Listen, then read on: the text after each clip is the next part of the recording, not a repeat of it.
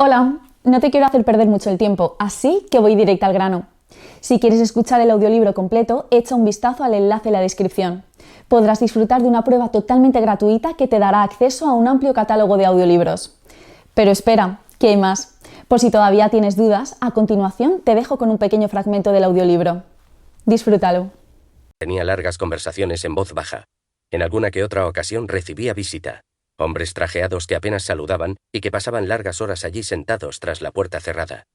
De qué hablaban o qué hacía exactamente su padre desde que se mudaron a Suecia era algo que en realidad nunca había llegado a averiguar. Cuando su padre falleció, seguía siendo un extraño para él. Se quitó la chaqueta, pero no los zapatos. No pensaba quedarse más de lo necesario. Se encaminó resuelto a la amplia cocina cuya puerta de servicio daba al jardín. Por urgente que fuera el motivo de su presencia allí, y por deseoso que estuviera de resolverlo cuanto antes, no pudo evitar detenerse a echar una rápida ojeada a su antiguo cuarto infantil. Al bajar el picaporte, notó la tensión en la mandíbula. La cama seguía donde siempre, la misma colcha azul de cuando cumplió 13 años. Por lo general, sus padres siempre le regalaban cosas útiles. Todo lo demás eran, según ellos, paparruchas innecesarias. La mesa gastada bajo la ventana, con su cartapacio de plástico verde descolorido por el sol que siempre estuvo allí. Habían dejado un único juguete en el cuarto, el osito que sus abuelos maternos le habían regalado cuando cumplió 7 años y con el que dormía de pequeño por las noches. Le faltaba un ojo. Casi daba miedo que siguiera allí como si nada hubiera ocurrido en todo ese tiempo. De pronto, volvió a sentirse como un niño, aunque habían transcurrido casi 30 años desde que se mudó de casa. Cerró la puerta enseguida y se dirigió resuelto al despacho de su padre. Al llegar al umbral, se detuvo de pronto. El escritorio inglés del siglo XIX de estilo rústico y en madera de caoba ocupaba la mayor parte de la habitación. El viejo sillón giratorio de piel marrón se encontraba detrás. Las paredes estaban cubiertas de estanterías y olía a piel y un poco a tabaco. Se sentó en el sillón, que rechinó un poco bajo su peso. Abrió uno de los cajones del escritorio, rebuscó entre el contenido. No encontró nada interesante y continuó metódico con el siguiente. Muy a conciencia repasó un cajón tras otro, pero la mayoría de lo que encontraba era basura. Sobres vacíos, recibos antiguos, facturas pagadas y otros documentos que ya no tenían validez.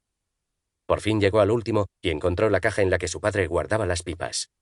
Las habían dejado allí, al igual que el tabaco, que estaba en la bolsita de terciopelo. Sabía que su madre no había querido deshacerse de nada después de que su padre falleciera, de modo que seguían conservando la mayoría de sus cosas, a pesar de que hacía ya 10 años de su muerte. Sacó una de las pipas y la cargó mientras pensaba en el siguiente paso. ¿Dónde podría buscar ahora? Enseguida encontró una caja de cerillas. Se llevó la pipa a los labios y la encendió. Dio unas caladas.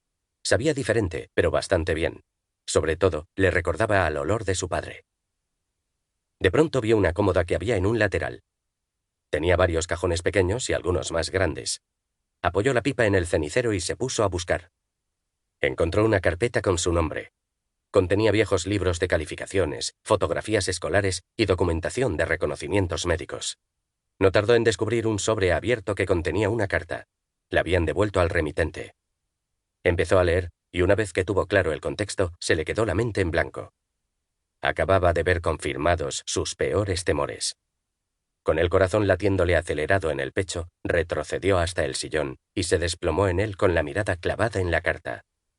En ese instante, se convirtió en otra persona. Capítulo 1.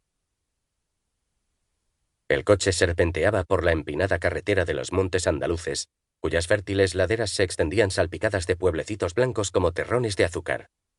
Ahora, en primavera, todo estaba verde y frondoso, y al fondo se divisaban las altas cumbres de la serranía de Ronda. De allí se dirigían los 4 amigos, a Ronda, situada a poco más de 100 kilómetros de Málaga, un auténtico tesoro cultural y una de las ciudades más antiguas de España. Hacía mucho que tenían planeado ese viaje de fin de semana.